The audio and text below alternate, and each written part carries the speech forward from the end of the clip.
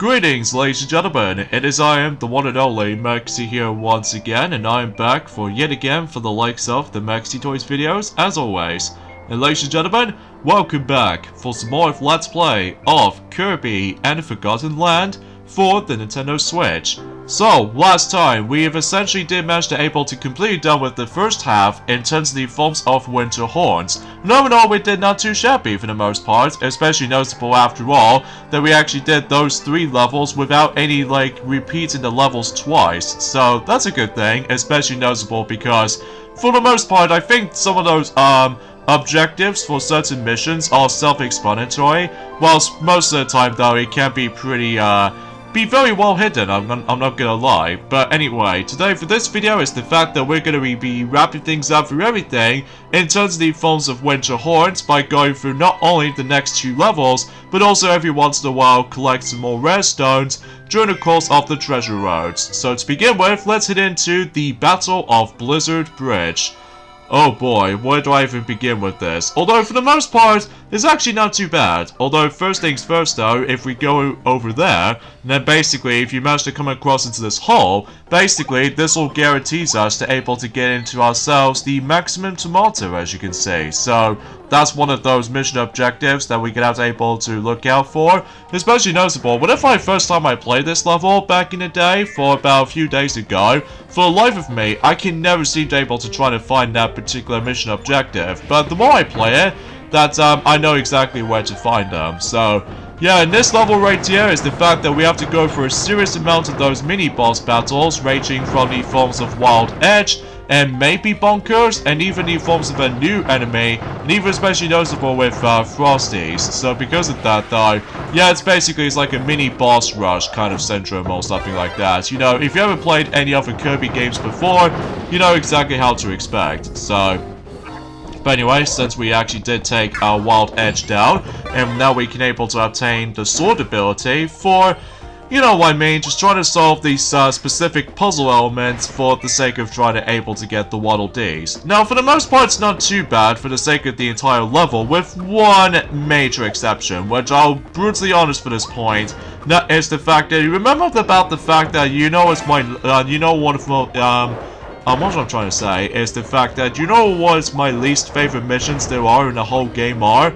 Well, take no damage in terms of trying to deal with bosses, including mini-boss fights. So, yeah, because to keep things in perspective is the fact that I don't mind able to actually bring into ourselves the actual perfect challenge kinds of missions like that. You know, just like in the forms of how it does it on certain Sonic games, to be more specifically Sonic and the Secret Rings, and Sonic and the Black Knight. And even especially noticeable in every once in a while, Warrior Land the Shake Dimension. So as a result though, but then again, we'll talk more details about the forms of Warrior Land the Shake Dimension at some point next year. So because of that though, because we've only down to the next 2 of those Warrior platformer games left, which the next one is of course Warrior Master of Disguise. Oh boy, I'm not looking forward to that game, I'll have to be honest here. But you know what it is, for the sake of the forms, if you're able to actually never heard about that game before, then, well, we'll discuss more details about that until whenever we get to that specific point,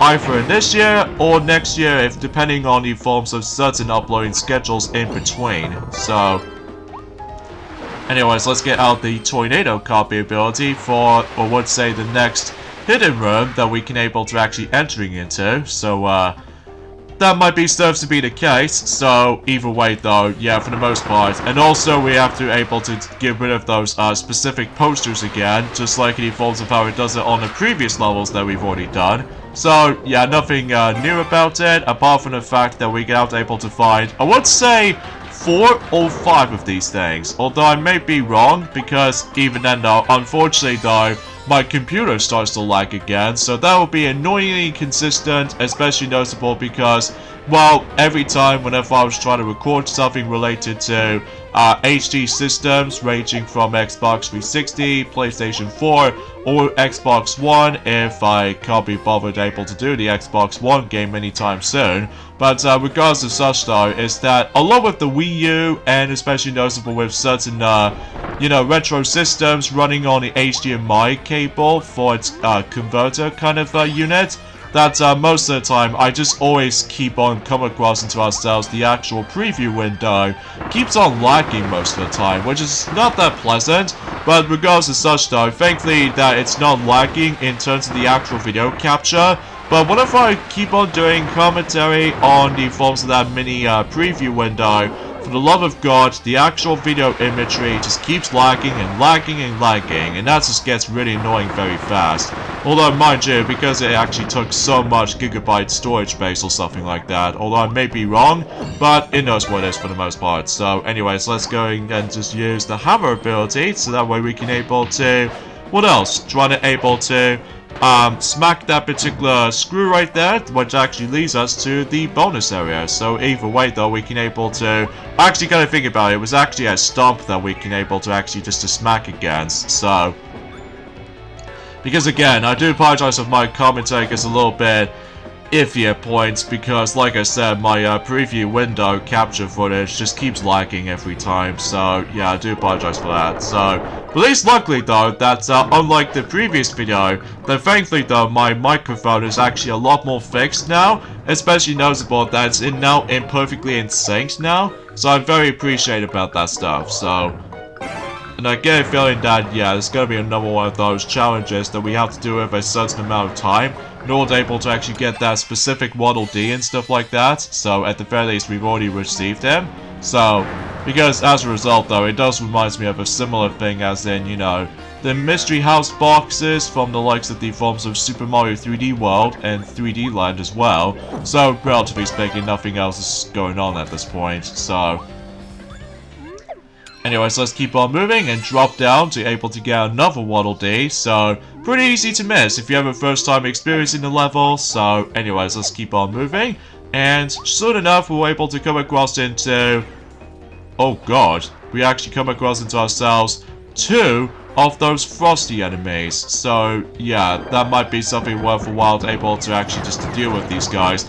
Here's the thing about this though, is that since I almost gonna get hit, although mind you I will get hit in any moment, that as a result though, yeah, I somehow managed able to fail that particular mission objective. So, yeah, there's gonna be another one of those annoying missions throughout, especially noticeable that, well, if you try to deal with 2 mini boss fights all at once, well, good luck, because especially noticeable, if you don't manage able to have yourselves your stronger upgraded copy ability with you, then you are basically have no chance by to able to actually just keep on getting hit a lot. So, yeah, it's definitely still one of my least favorite kinds of missions, because, well, you just need to be so perfect in order able to actually get that specific Waddle Dee.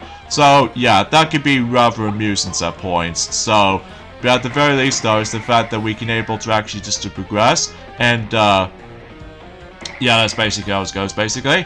So, today's date is, of course, the 13th of April today. In this case, in 2022 today. Not much else to talk about at this point. Well, not much else I can honestly try to say about this point today, honestly, guys. Because, well, relatively speaking, it's just the fact the matter is, though, is that we've pretty much almost gotten close to the halfway point in terms of April this year already. So at the very least, that's something is usually as far as this is concerned. Although apart from the fact that, well, relatively speaking, that recently they managed able to get ourselves some more previews from the likes of Nintendo Switch Sports, because obviously that game is not going to be long now until its release. Until, is it going to be on the 29th of April? I'm pretty sure it's the 29th of April, I'm presuming so anyway. So, yeah, we haven't got that long until that game is going to be released on the Switch. So, and from what I've seen some preview footage of the game so far, that basically it shows us some more footage on some more sports to interact, like, you know, badminton, volleyball, and all the other jazz. And it's nice to be able to actually see about the fact that whenever I saw bowling in action, when you're trying to play 4 players and stuff like that, thankfully though, unlike in Wii Sports the original and Wii Sports Resort, including Wii Sports Club on the Wii U, basically it's the fact that the 4 players are now going to be in split screen mode. So yeah, that's actually pretty awesome, especially noticeable about the fact that you no longer going to have to wait for your turn, assuming if some players manage to spend even a long amount of time by able to actually just to guarantee to able to, God forbid, if it's their go or anything else like that. So there we go, we've managed able to actually access the boss level on this world, so, because after all, collecting Waddle Dees is key here, in order able to actually just try to able to advance throughout the whole game, so, yeah, pretty self-explanatory stuff, so, but before we do with all that stuff though, let's go ahead and take care of the forms of those treasure roads, so, and hopefully we'll get ourselves some more rare stones, as soon as we can able to actually just try to able to upgrade our copy abilities as much as we can, so we can able to expect this much. So anyway, another thing I want to explain about this as well, I guess, and that is the fact that, well, I suppose that when it comes to certain films that's gonna be likely 15 years old during that time, like 1-5 stands for 15. That basically though is the fact that one of those films in particular, although some of them aren't so bad in back in the forms of in 2007, like, mind you, The Simpsons movie and Ratatouille are by far the best films, in my opinion, during the course of in 2007, just because, well, for Ratatouille is so unique and it's very clever in concept, and The Simpsons movie goes, it is very funny and humorous. So because of that though, that I might able to actually rewatch both of those films back to back, so that way I can able to actually just to rewatch them from time to time again. So even then though, despite the fact that I still managed to enjoy those films from time to time, so yeah, you pretty much expect how this is going. Along with the films of Cinderella 3, A Twist in Time, if I recall correctly, I will consider this though, is that Cinderella 3, what if I watched it back in the day?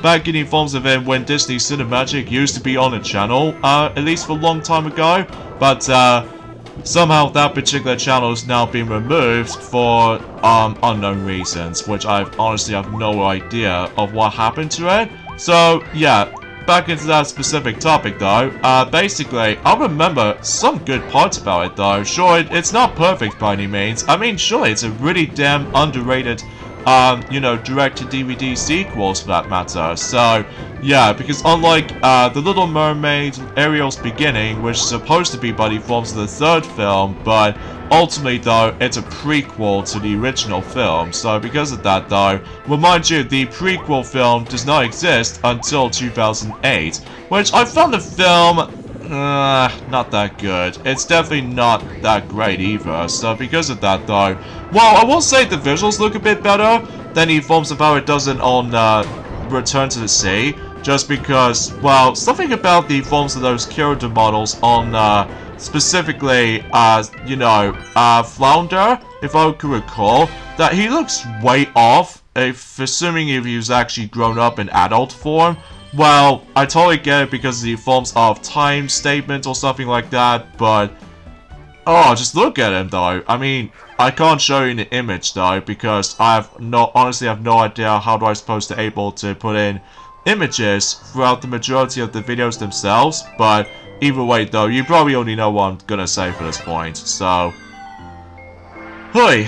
anyway, I suppose another thing I should probably explain about this is that, unfortunately though, some other films in 2007 I wasn't really a big fan of. Although I found Spider-Man 3 to be alright, well, nowhere near as amazing as the first Spider-Man and Spider-Man 2, because I think Spider-Man 1 and Spider-Man 2, I will say Spider-Man 2 is probably my favorite in terms of the forms of those 2000 Spider-Man trilogy of films, because, well, I have no idea why. It's probably because I found these action sequences a lot of fun to able to actually just to watch and all that stuff though. And also Dr. Octania just managed to able to become one of the most satisfying villains ever. Even though it has been a very long time since I actually watched Spider-Man 2, since on demand on Sky Q and stuff like that. So I somehow managed to able to misapologize for not remembering certain Spider-Man villains as much compared to the forms of how it does it on certain Marvel-based, you know, villains and stuff like that. So, because obviously recently I decided able to actually continue watching through Moon Knight recently, but because as a result though, we are now on to the third episode so far. So because of that though, yeah, things get a little bit more heated up for that particular action pieces and all that stuff though. Oh, and also during around the same time, I guess, and that is the fact that recently that Blue Sky Studios, well, not so much for the forms of the company or something like that, but to be more specifically, it's the fact that, well, it's hard to explain because I know it has been a long while since I actually mentioned something related to Blue Sky Studios kind of film developers out there. But as far as I'm aware, that recently Ice Age is getting another series, but this time around though, thankfully, we actually got ourselves the main focus, which appears to be Scrat, which appears to be this crazy squirrel that he always wants to go after this particular acorn for ages, ever since 20 years ago. At least ever since the original Ice Age film first came out in 2002.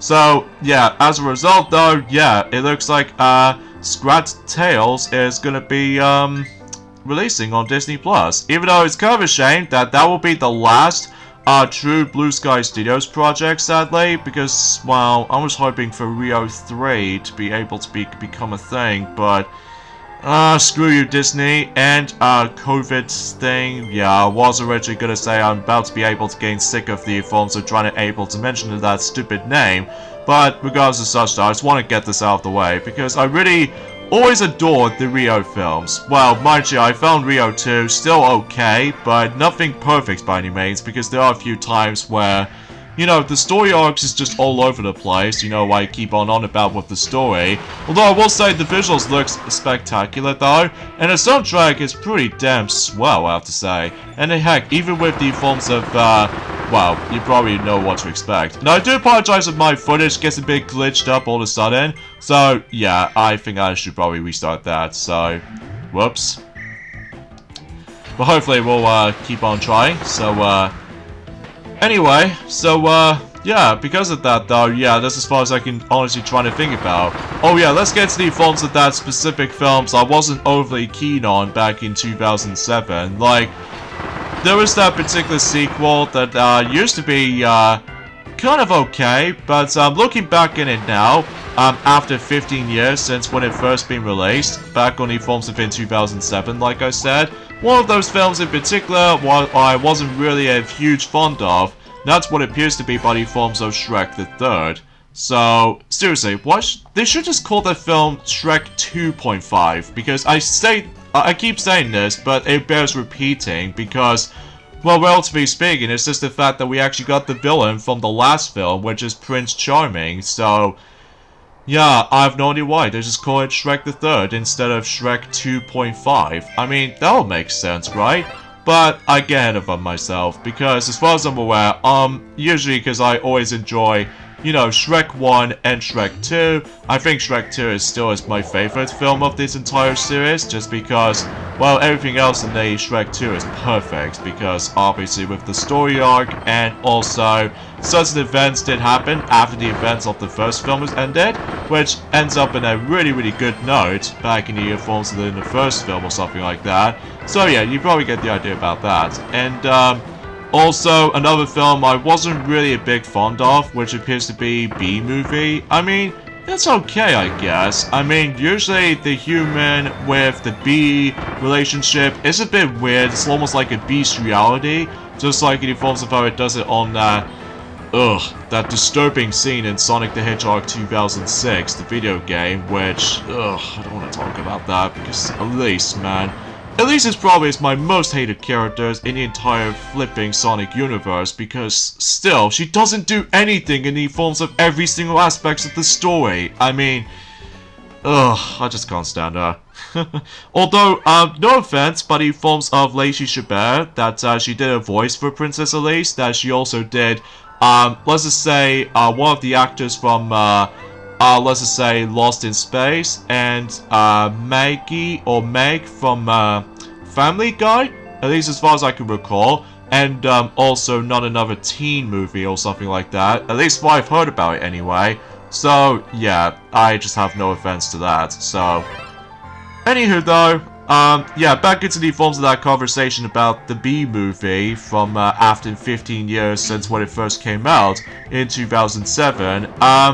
It was okay, I guess, like I said, but, even though, relatively speaking, I found the story is okay, but But the only thing I really don't like the film as much is because, well, for some reason they just killed the Disney character called Winnie the Pooh, and yeah, I just felt incredibly bad for that. Like, why did they do that in the first place? I have no idea. I'm guessing it's because usually DreamWorks just having a biggest rival competition against with Disney and Pixar and stuff like that. So, yeah, I have no idea why they just do that.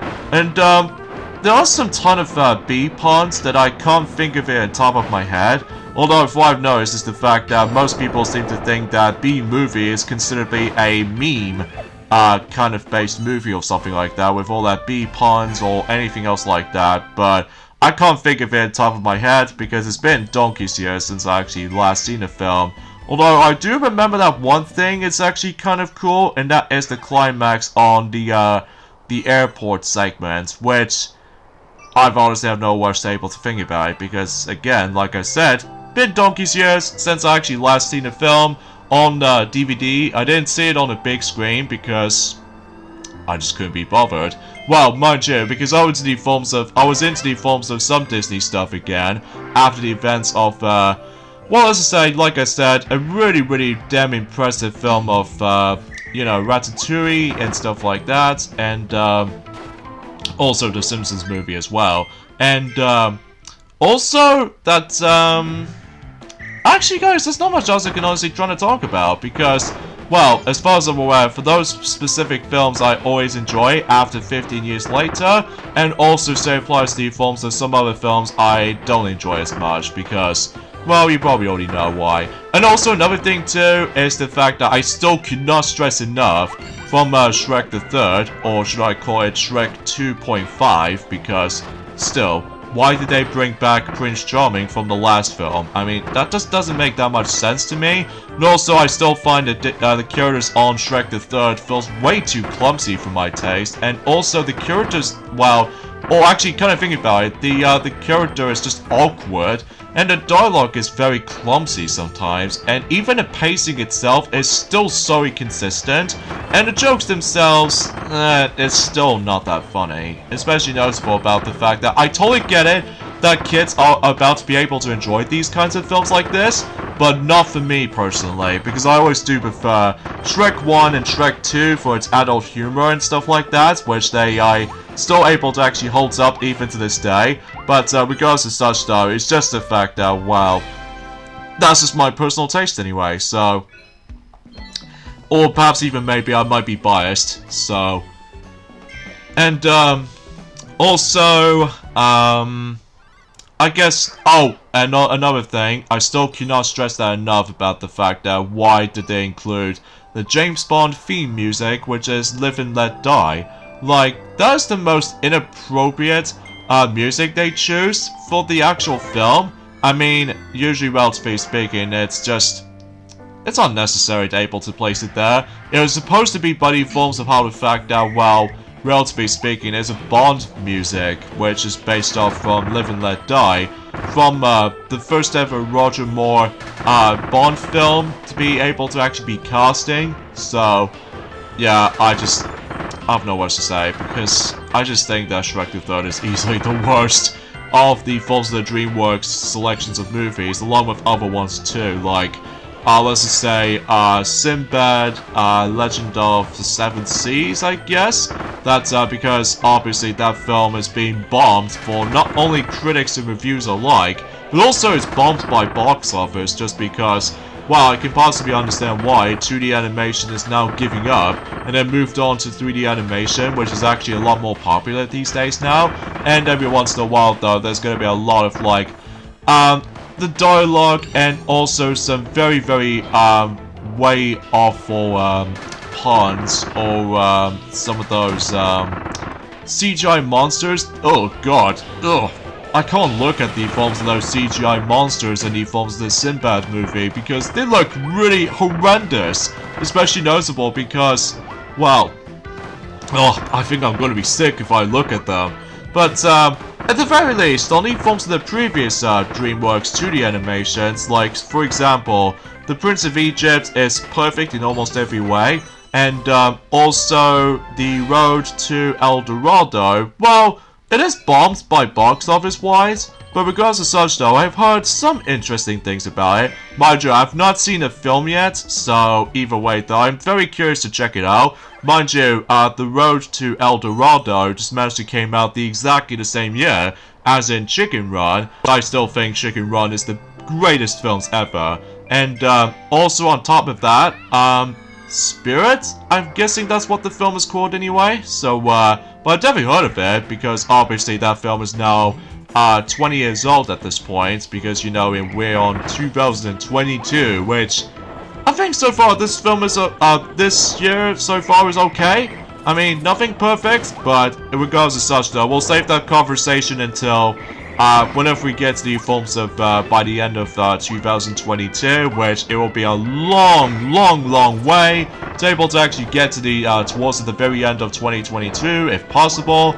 But either way though, we'll find out until that specific conversation will actually about to happen. So, anywho though, again, not much else to talk about because apart from the fact that, oh, and another DreamWorks film that I wasn't really a big fan of, and that's what appears to be, let's just say, oh, Shrek Forever After. I found the film okay, but it's just that not every single portions of the film can be good or perfect because, well, let's just say, they could have used a lot more jokes. I mean, yeah, it's basically like a comedy, and there was that one scene that I wasn't really a big fan of on Shrek Forever After, and that is the fact that when Shrek has a blow up with Fiona when his cake has been smashed. Well, actually, I'll get into more details about that, because here we go, on to the boss level now, which is an unexpected Beast King. Oh gee, I wonder what that's gonna be like. Well, first things first though, we need to move straight forward while trying to go through those stairs. Stairs! You know, just like when in Kung Fu Panda, where Po just somehow managed able to walk upstairs and he obviously got exhausted by climbing the serious amount of stairs, which you probably already know what this is going on, so... Anyways, let's go ahead and use our Dragon Fire for this entire battle, so that way we can able to easily manage able to take down this next boss fight in a total breeze. So let's see what this is all about. Oh, that poor Waddle Dee just got trapped inside. And somehow he just got carried away by those birds.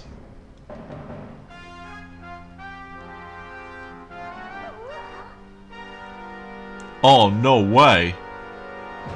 We have the King Diddy, his royal nemesis.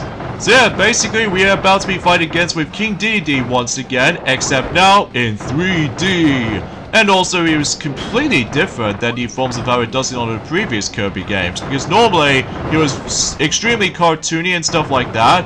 Oh shoot, I did not meant able to not only get hit, but also just accidentally use the guide button, because I'm guessing that those particular mission objectives I somehow failed. So, yeah, I'm now able to do this boss fight twice again. So, oh, and before that, quickly swallowed the hammer just in case for that mission objective. So, oh, what's he gonna do this time? Oh my god, he's carrying a pillar! God, he's a lot more stronger than I thought. But anyway, let's just go ahead and equip the Dragon Fire again, so that way we can instantly manage to able to deal twice the amount of damage to this guy. So, oh god. That was pretty close. Okay, by the way, be careful of those cracked marks, because obviously then you will get hit if you get involved with that particular crack marks. So, there he goes. And thankfully, those flames in particular just managed to able to last a bit longer, so how's that for that? And hopefully we'll try to rescue those Waddle Dees again. And of course, a new scroll that we can able to actually use for the bomb upgrade. So, and of course, we actually beat him in a certain amount of time. So, nicely done. And of course, we're doing a victory dance here. So that's actually pretty swell and awesome. And it looks like King Diddy is now reformed. So, or is he? Oh, wait a minute. Please don't tell me he's gonna do something about this. Oh no!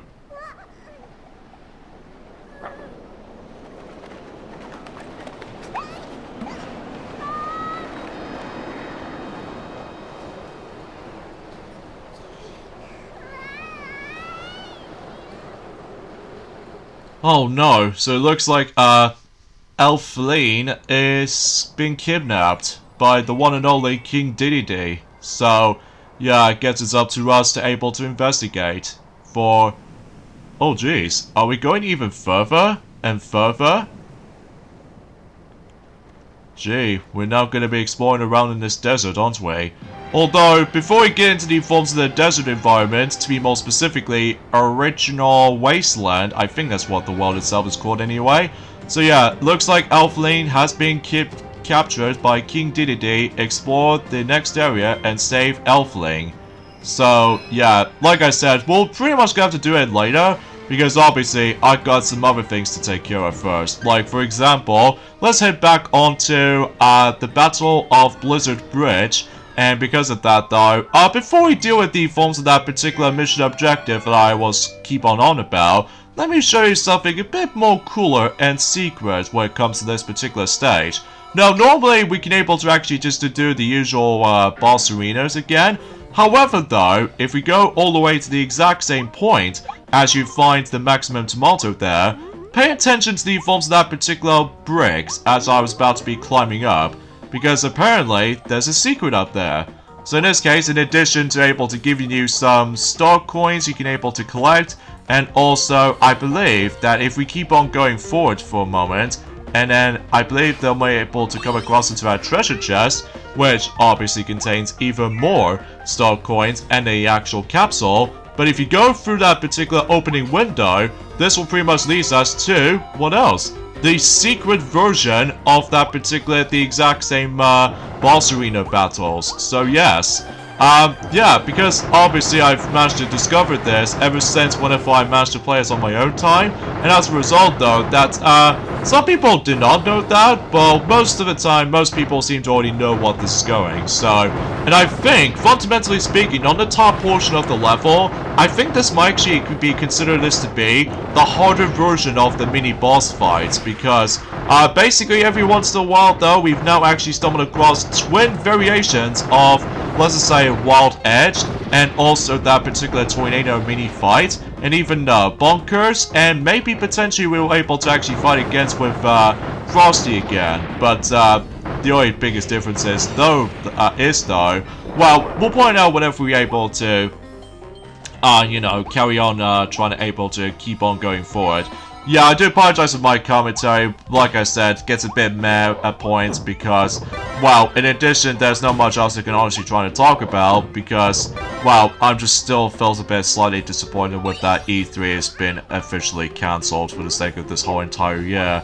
Although, to be fair though, we were expected to be able to get something from Nintendo Direct during the course of this summer in particular, for either the Splatoon 3 events, where I've heard about the forms of some rumors about, and even especially noticeable with the forms of some new game announcements, or even especially noticeable with some future potential with those specific release dates when it comes to other games for Switch, like Bayonetta 3 or Mario Plus Rapid Sparks of Hope, and even especially noticeable some more gameplay footage on Mario Strikers Battle League Football, and even especially noticeable with some other games coming up as well for announcements or something. So, in fact, some people seem to say that since despite the fact that with Zelda Breath of the Wild 2 is now officially delayed until spring 2023, some people keep saying about the fact that maybe Mario will be in charge for the sake of the forms of the holiday season for 2022, which I'm actually going to be okay with this, because even then though, Mario is the most important video game character, of course. So as a result though, I really don't mind that he's going to be on the holiday season for this year. So, I don't know, it could be either be Mario Plus Rapid Sparks of Hope, or a brand new full-fledged Mario game or something like that. It could be either be something more likely like a new 3D game, or a new 2D game, or not likely baseball just yet though, because that might actually be saving up for next year in 2023, but we'll just see what happens there. So, anyway, so, yeah, that's as far as I can usually try to think about this for the sake of time though, so, oh yeah, let's get to the forms of that continuation of that conversation about, let's just say, buddy forms of, I would say another one of those other DreamWorks movies I wasn't particularly a fan of, which appears to be, well, you know, Shrek Forever After. yeah, there was that one scene on that particular film really bothers me the hell out of me, which is of course Shrek is having a massive blowout with Fiona, and that just feels a bit way too out of character, and it just feels a bit spirited, or way too mean-spirited, because especially noticeable for Shrek, because I just felt so sorry for Fiona that when he was set in front of her, like, really Shrek? Really? I know because of the fact that you just feel bad for yourself, but why would you do that? That's what I want to know. Anyway, and another film I wasn't really a big fan of when it comes to DreamWorks films throughout the years is Trolls, I guess? Although, don't hate me for this, but this is not my kind of thing. And especially noticeable with the Croods either, so that's only mainly because it's not my interest, so I know everyone else has their own different personal tastes anyway, but I can possibly understand it, so yeah, because believe me, that there are some films I was overly keen on, and there are some films I wasn't particularly interested of, so. But anyway, oh, and another thing as well is the fact that I'm pretty sure there was that particular film coming up on, well, sometime in May, for the likes of the films of the 3rd year anniversary of one of those films called Aladdin Remake, by the films of, you know, Aladdin, released in 2019, the Disney remake of the most beloved film on 1992, which I can't even believe the 1992 version of Aladdin is going to be officially 30 years old this year, which that seems pretty cool and awesome, especially noticeable because, well, I think I'm also able to rewatch that film during at some point when that film finally becomes 3 decades old during that time, so. Oh, and by the way, that's what happens right there. If you manage to complete the secret boss arena area throughout the majority of the level, you get yourselves a freebie capsule if you manage to able to do what the forms are trying to do with the mouthful thing to get off. So yeah, and also some tons of star coins you can able to collect. But anyway, enough about that. Let's head in back in there for the 3rd time and deal with the mission itself. So, oh boy, this particular mission objective right there took me about 1 hour and 7 minutes by able to do this specific mission objective. Not because of the platforming though, although it can get pretty tense at times if you're not paying attention, but because of those bloody twin wild frosties. Because let me tell you that I can usually work with this, especially noticeable with the Dragon Fire copy ability upgraded, except the fact that sometimes that wild frosty can sometimes throws me off with those random patterns. But luckily though, with the actual Dragon Fire equipped, thankfully that with those flames are somehow managed able to merge with those twin frosties in mind, thankfully they lasted for quite a few moments notice. But it's just the fact that you have to be very careful, especially noticeable, because if you get one slip up, or especially noticeable if you get one screw up, well, you have to do the entire level all over again, filled to the brim with loading screens as well. Which, yeah, believe me, it's not as easy as it sounds. But regardless of such though, there might be, like, listen, Kirby and the Forgotten Land, I expect the perfection from you. Or, well, as far as I like to able to notice in this, is that, what I meant to say is that, if you demand perfection from me, game, which I admire to admit that, because you still looks amazing, but I demand perfection from you, sometimes, especially noticeable with such mission objectives sometimes. Well, it's not the end of the world, honestly, because after all, that, we're actually doing pretty well. So, at the very least that's that, and thus no need to worry about, you know, limited lives and stuff like that, so. There we go, we've managed able to get the 1 Waddle Dee from that particular level after spending an hour and 7 minutes, because believe me, every time I do that godforsaken mission objective, Jesus Christ, yeah, I have to keep on pausing and exit the stage all over again, filled to the brim with a lot of loading screens and all that stuff though. Well, thankfully the loading times doesn't take nearly as long as Kirby Star Allies though, because I have to admit though right away, the loading times in Kirby Star Allies can sometimes drag on a bit because of all that, you know, tips and hints and all that stuff though, so you probably expect. Okay, another quick edit right there, because thankfully though, this particular boss fight, even for trying to deal with those 2 mission objectives left, thankfully at the very least it actually took me 2 attempts. Although the first attempt didn't go so well, because the only thing is kind of questionable about this is that sometimes I swear to God, trying to dodge the, you know, King Diddy's, you know, tripping attack just kind of feels a bit unpredictable at times. But thankfully though, that I somehow managed able to dodge those things quite often. So, yeah, but even then though, that's as far as I can usually think about it, so...